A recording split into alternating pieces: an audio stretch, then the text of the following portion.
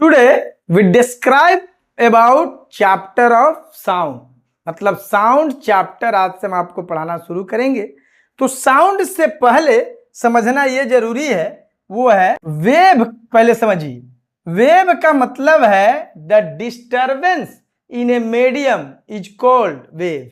किसी भी मीडियम में आपके द्वारा जो डिस्टरबेंस उत्पन्न होगा या किसी के द्वारा उसमें डिस्टरबेंस क्रिएट हो जाता है, उसी को हम वेव कहते हैं। जैसे आप देख लीजिए कि किसी तालाब, किसी में पानी अगर कांस्टेंट है, मतलब स्थिर है, स्टे है, और उसमें आप एक पत्थर का टुकड़ा उठाते हैं और उठा के ले आके फेंक देते हैं तेजी से, तो जो भी देखे होइएगा जो पानी की सतह पर यानी उसके सरफेस पर एक बनना शुरू हो जाता है, ऐसे करके चलना शुरू हो जाता है। यानी उस मीडियम, पानी एक क्या है, वाटर एक मीडियम है, और उसके सरफेस पर हलचल शुरू हो जाता है यानी डिस्टरबेंस शुरू हो जाता है, उसे ही आप वेव कहते हैं। या फिर जैसे यहाँ हवा है और आप ऐसे बोल रहे हैं, मैं बोल रहा हूं, मतलब बोलने का मतलब क्या है कि हवा में हमने वाइब्रेट उत्पन्न किया, यानी उसको हवा को डिस्टर्ब किया और इसी से निकल गया वेव। इसी को कहते हैं wave. The disturbance in a medium is called wave. और जाहिर है वेव मोशन, तो ये सिंपल सी बात है कि the motion of wave particle is called wave motion. अब वेव कहिए चाहे वेव मोशन कहिए, इसे आप दो रूपों में रिप्रेजेंट कर सकते हैं। जैसे कि आप देखें, एक होगा जो ऐसे चलेगा, देखिएगा ऐसे,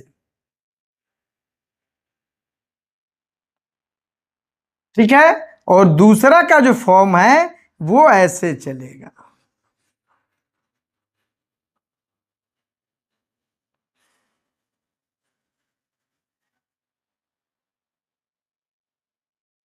मतलब ये समझिए कि ये जो है, जो वेव पार्टिकल जब वेव प्रोपेगेशन के डायरेक्शन के परपेंडिकुलर चलेंगे, जब वेव पार्टिकल ऐसा डिस्टरबेंस हो कि वेव पार्टिकल वेव प्रोपेगेशन के परपेंडिकुलर जाएंगे, तो वो जो हमारा कहला एक अलग वेव है और वो कहलाएगा transverse wave.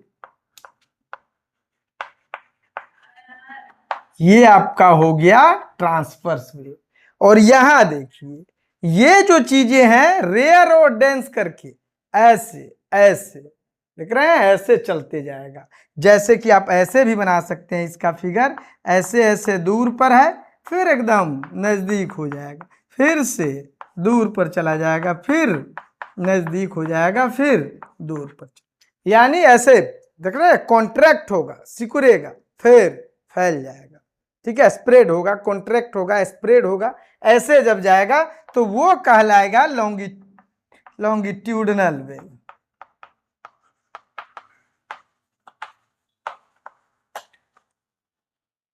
A wave motion in which wave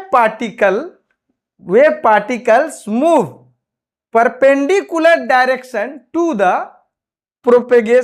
direction of propagation of wave। समझ गए कि डिफिनेशन दे सकते हैं, a wave motion in which wave particle moves in the perpendicular direction to the direction of wave propagation, यानी wave propagation के जो direction है उसके ठीक परपेंडिकुलर ये मूव कर, परपेंडिकुलर डायरेक्शन में मूव करता है, तो वो कहलाता है आपको ट्रांसवर्स वेव। यहां देखिए, यहां है कि उसी डायरेक्शन या कह सकते हैं पैरेलल डायरेक्शन में, कि ये wave motion in which wave particle moves to and fro, मतलब आगे और पीछे, यानी back and forth in the direction of wave propagation, यानी वेव का जिधर जाना है उसी के डायरेक्शन में बैक एंड फोर्थ करके अगर उसके वेव पार्टिकल चल रहे हैं तो उसे आप कहेंगे लॉन्गिट्यूडनल वेव, या इसे आप पैरेलल भी कह सकते हैं कि ये wave motion in which wave particles moves parallel, समझ ले, parallel to the direction of wave propagation. इसमें है कि the wave particle moves perpendicular to the direction of wave propagation. इसमें कह सकते हैं कि the wave motion in which wave particle move parallel to the direction of wave propagation, या parallel भी नहीं कह सकते हैं तो उसके जगह पर इन द सेम डायरेक्शन, मतलब जिस डायरेक्शन में आपको वेव का प्रोपेगेशन हो रहा है उसी डायरेक्शन में wave particle back and fourth करके चलेगी, तो उसे हम कहेंगे लॉन्गिट्यूडिनल वेव। तो ये दो तरह के वेव है।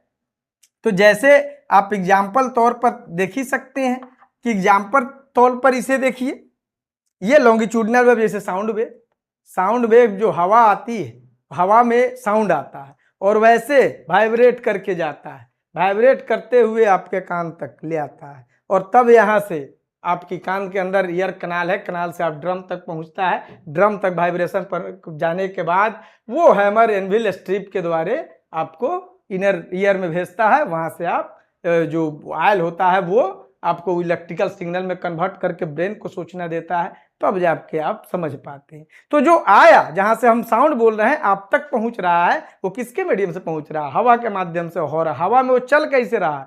ऐसे चल रहा है। इसका मतलब है कि वो कदी है लॉन्गिट्यूडिनल वेव। इसके वेव में देख सकते हैं, ट्रांसवर्स वेव में आप एक किसी भी जगह पर एक कांटी लगा दीजिए, एक रस्सी ले लीजिए, रस्सी को थोड़ा सा हिला के देखिए कैसे प्रोपिगेट हो रहा है।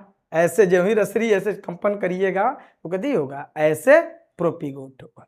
या फिर इलेक्ट्रिसिटी का जो वेव है, इलेक्ट्रिसिटी करंट से जो वेव बनता है वो भी ट्रांसवर्स वेव के रूप में चलता है, मतलब लॉन्गिट्यूडिनल। आपका लाइट वेव जो है, अगर लाइट को वेव मानते हैं तो लाइट वेव भी क्या है? ट्रांसवर्स वेव है। तो इस तरह से आप लाइट वेव भी ट्रांसवर्स वेव का एग्जाम्पल हो सकता है, और इसमें आपका साउंड सबसे बेहतर एग्जाम्पल हो सकता है।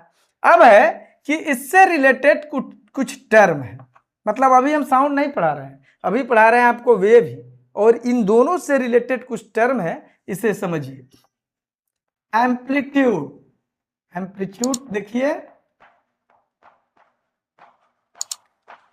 एम्पलीट्यूड का मतलब होगा the maximum displacement of wave particle is called amplitude या एम्पलीट्यूड।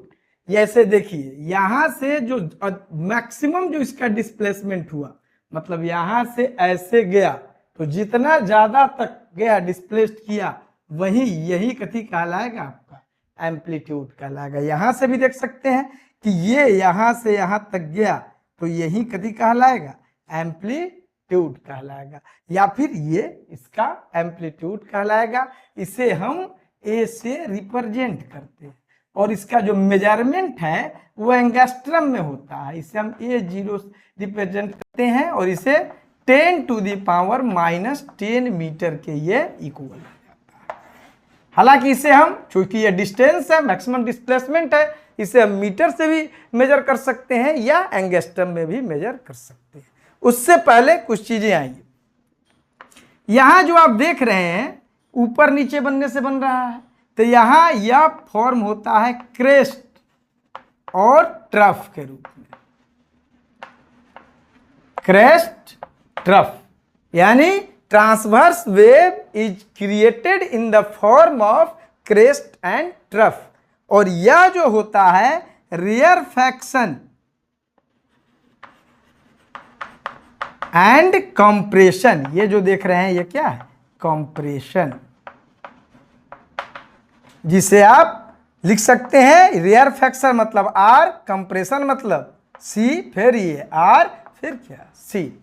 तो ये रेयरफैक्शन और कंप्रेशन मतलब कह सकते हैं कि longitudinal wave is created in the form of rarefaction and compression.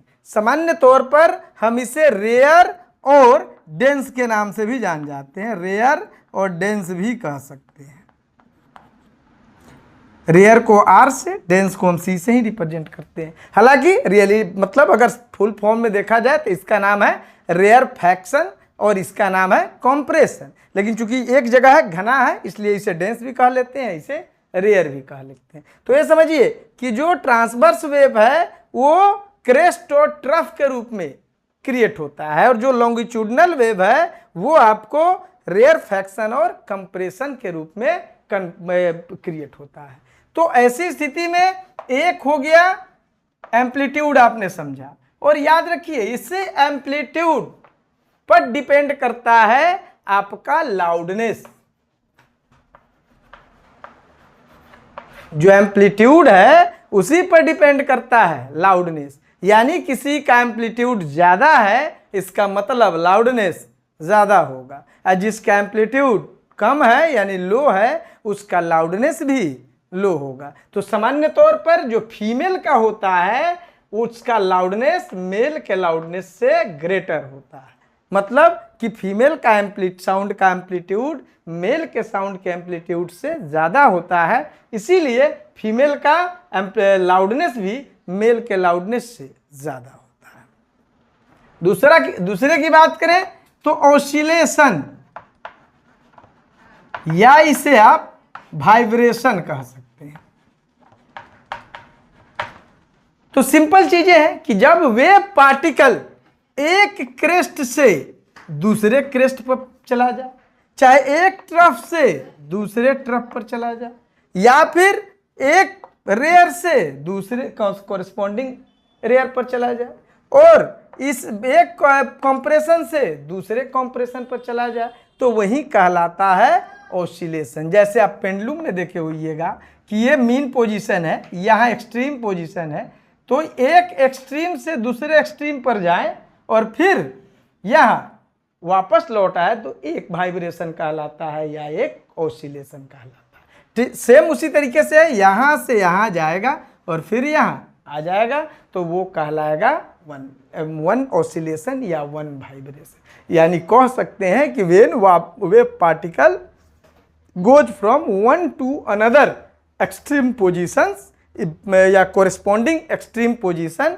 Is called one oscillation और वन वाइब्रेशन। अब चूंकि ऑसिलेशन तक नंबर है, उसे आप उसका कोई यूनिट नहीं हो सकता है, उसे आप किसी भी यूनिट में मेजर नहीं कर सकते हैं। अब है टाइम पीरियड।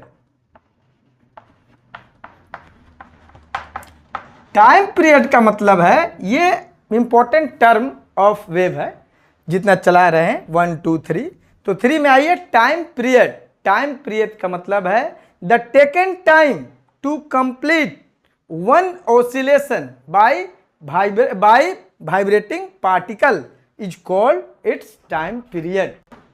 अब है टाइम पीरियड मतलब 3 नंबर में टाइम पीरियड। जैसे ये जितना भी पढ़ाया जा रहा है ये आपको पढ़ाया जा रहा है मतलब some important term of wave, जिसमें एम्पलीट्यूड है और ऑसिलेशन है। अब है टाइम पीरियड। टाइम पीरियड का मतलब हुआ the taken time to complete one vibration और ऑसिलेशन बाय वेव पार्टिकल या by vibrating particle is called time period. मतलब एक क्रेस्ट से दूसरे क्रेस्ट पर जाने या एक ट्रफ से दूसरे ट्रफ पर जाने या एक रेयर फैक्शन से दूसरे रेयर फैक्शन पर जाने या एक कंप्रेशन से दूसरे कंप्रेशन पर जाने में वे पार्टिकल को जितना टाइम लगेगा वही कहलाएगा time period. It is represented by capital T and measured in second, या सेकेंड में मेजर्ड होगा और इसे हम टाइम पीरियड यानी कैपिटल टी के रूप में रिप्रेजेंट करेंगे। ठीक है, तो अब है फोर्थ में आइए, फ्रीक्वेंसी। फ्रीक्वेंसी का मतलब है the number of complete oscillations in per second by wave particle is called its frequency. यानी किसी भी वाइब्रेटिंग पार्टिकल या वेव पार्टिकल के द्वारा 1 सेकेंड में जितना vibration number of vibration complete कर लिया जा रहा है वही कहलाता है फ्रीक्वेंसी। मान लीजिए कि कोई वेव पार्टिकल है, जैसे यहाँ से यहाँ बात करें तो यहाँ से यहाँ जाएगा तो 1 वाइब्रेशन, अगर 1 सेकेंड में 10 बार वो वाइब्रेट कर जा रहा है इसका मतलब उसकी फ्रीक्वेंसी 10 होगी। यानी the number of complete oscillations और vibration in per second by wave particle is called frequency और it is denoted by F. हालांकि एफ से भी रिप्रेजेंट किया जाता है, न्यू से भी रिप्रेजेंट किया जाता है, लेकिन जनरल तौर पर एफ से रिप्रेजेंट किया जाता है और it is measured in hertz. इसका जो यूनिट है वो हर्ट्ज होता है HZ से इसे हम रिप्रेजेंट करते हैं, अर्थात हर्ट्ज में ही इसका मेजर करते हैं। जैसे आप कहीं भी सुनते होइएगा कि हम इतना मेगा हर्ट्ज फ्रीक्वेंसी से बोल रहे हैं, FM का सुनते होइएगा, या कहीं भी चीज़ें कि इतना आप FM इतना मेगा हर्ट्ज से हम बोल रहे हैं, इतना मेगा हर्ट्ज उत्पादन हो रहा है, ये हर्ट्ज है उसी फ्रीक्वेंसी का मतलब। और याद भी रखेंगे कि 10⁻³ hertz is equal to 1 kilo hertz हो जाएगा, और 10⁻6 hertz is equal to 1 mega hertz हो जाएगा।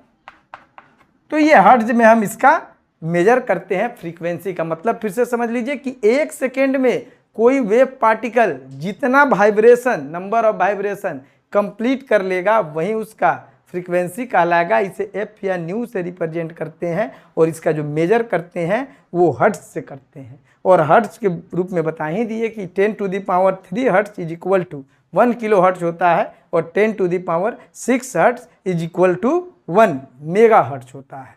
ठीक है, इसके बारे में, फ्रीक्वेंसी के बारे में और बहुत कुछ भी है। हालांकि इसके जो इम्पोर्टेंट टर्म है ये भी अभी, इसके बहुत सारे रिमेनिंग पार्ट हैं जो अगले वीडियोज में पढ़ाए जाएंगे। और याद रखेंगे कि फ्रीक्वेंसी के बारे में भी बहुत सारी अभी चीज़ें हैं जिसे हम अगले वीडियोज में लाएंगे। और ध्यान से उस वीडियोज को इस वीडियोज के साथ उसे ज़रूर देखेंगे कि फ्रीक्वेंसी की बहुत सारी चीज़ें हैं जो आपके जनरल लाइफ में बहुत ज़्यादा इंपॉर्टेंस रखती हैं, अर्थात आपके लाइफ में उसका बहुत ज़्यादा इंपॉर्टेंट रोल होता है, जिससे हम बेहतर तरीके से अगले वीडियोज में लाएंगे। देखना नहीं भूलेंगे।